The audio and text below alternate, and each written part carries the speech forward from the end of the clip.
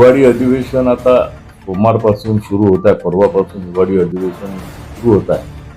आता नागपूरचे प्रामुख्याने जर विषय पाहिले तर मी मागे लागलो का जे नागपूर सुधार करण्याच्या वतीने जे भूखंड नागपूर सुधार करण्यासाठी लिलावद्वारे विकले आहे, लीजद्वारे विकले आहे, त्याच्यावर मोठ्या मोठ्या इमारती तयार झालेल्या आहेत. प्रत्येक जागेवर 200-250 फ्लॅट बांधून लोक राहत आहेत. ते फ्री होल्ड कसे होतील? कारण 2% ग्राउंड रेट हे कोणालाही परवडणारं नाही आहे. लोकांना 2% ग्राउंड रेट लागते, ते कुठेच त्यांना परवडणारं नाही आहे. आणि म्हणून त्याच्यातून कसा मार्ग काढावा, लोकांकडून नाममात्र दर घेऊन त्यांना फ्री होल्ड कसं करता येईल, त्या दृष्टिकोनातून प्रयत्न मी कंटिन्यू नागपूर सुधार पन्नासमध्ये करत आहोत. उद्याच्या बैठकीमध्ये उद्या NITची 12 वाजताची बोर्डाची बैठक बी आहे. त्या बोर्ड मीटिंगमध्ये बी आपण हा विषय आणण्याचा प्रयत्न केला. उद्याच्या बोर्ड मीटिंगमध्ये बी तो विषय आहे. कायद्यामध्ये काही नियमामध्ये काही अमेंडमेंट करता येईल तर ते अमेंडमेंट करून नागपूर शहराच्या जनतेला फ्री होल्डच्या माध्यमातून कसं त्यांना न्याय देता येईल त्या दृष्टिकोनातून प्रयत्न सुरू आहे. नंबर 2, झोपडपट्टीवासियांना जे आपण 500 फुटापर्यंत जे घरं आपण फ्रीमध्ये दिले आहे आणि त्या 500 फुटामध्ये 600 फुटामध्ये अगर कोणाची किराण्याची दुकान असेल, कोणाचे काही थोडं मन्यारीची दुकान असेल, त्याच्यावर रेडी रेकनर रेटप्रमाणे शासनाने 19चा GR आहे, त्या GR मध्ये कसं अमेंडमेंट करून रेडी रेकनरच्या 10% घ्यावं अशा प्रकारचं एक अर्धा तासाची चर्चा बी मी लावण्याच्या सभागृहामध्ये प्रयत्न करत आहोत. जेणेकरून ग्राउंड रेट NIT आपला रेडी रेकनर 100% भरणं हे कोणाला शक्य त्या ठिकाणी नाही, कोणी भरू शकत नाही. आणि म्हणून त्या माध्यमातून कसा मार्ग काढता येईल तो मी काढण्याचा त्या ठिकाणी करत. त्यावेळेस मागच्या अधिवेशन मी डम्पिंग यार्ड संदर्भात लक्षवेधी बी लावली होती. माननीय मंत्री महोदयांनी निरीचा रिपोर्ट घेऊन हा डम्पिंग यार्ड झिरो करावा अशा प्रकारच्या सूचना बी संबंधित विभागाने विशेष करून महानगरपालिकेला केला होता. मी महानगरपालिकेला तसं कळवलं बी आहे, तसं पत्र दिला. मी कंटिन्यू त्याचा फॉलोअप बी त्या ठिकाणी घेत आहोत. निरीवाल्यांनी ऑलरेडी कॉर्पोरेशनला रिपोर्ट पाठवलेला आहे आणि त्यांनी असं म्हटलं आहे का जे सेंटर आहे, डम्पिंगचं सेंटर आहे तिथून 200 मीटरपर्यंत, अगर तिथून 200 मीटर पकडलं तर ते रोडपर्यंतच येते आणि त्याच्यामुळे तो डम्पिंग यार्ड क्लिअर होऊ शकते. जे 500 मीटरची जी लिमिट पहिले होती, आपण कालांतराने 200 मीटर कमी केलं, 300 मीटर राहिलं होतं.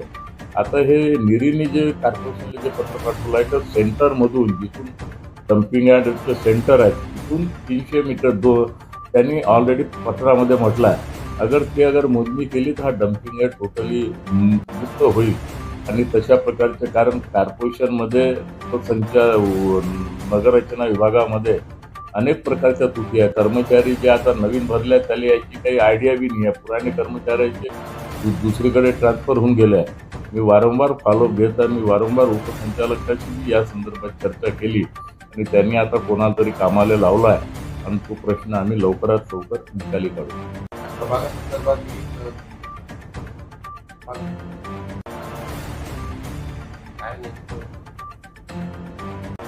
मला महानगरपालिकेच्या कर्मचारी अधिकाऱ्याची क्यू येते का त्यांनी ही मतदार यादी करताना, कारण ही मतदार यादी 2024च्या विधानसभेची मतदार यादी घेतली आणि आमच्या सतरंजीपुरा हा भाग आहे. आता मी 8 चुनाव लढलो. पूर्ण परिवाराचे नाव माझ्या इथं, आजूबाजूच्या सगळ्याचे नाव 163 नंबरच्या बूथामध्ये आहे.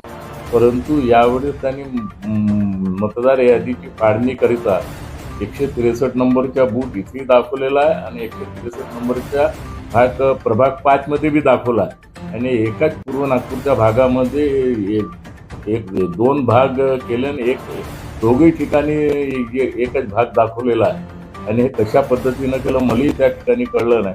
की ताबडतोब माझ्या लक्षात मध्ये आलं का माझ्या सहित आणि आजूबाजूचे कमीत कमी 400 मतदार हे प्रभाग 5 मध्ये गेलेले आहे.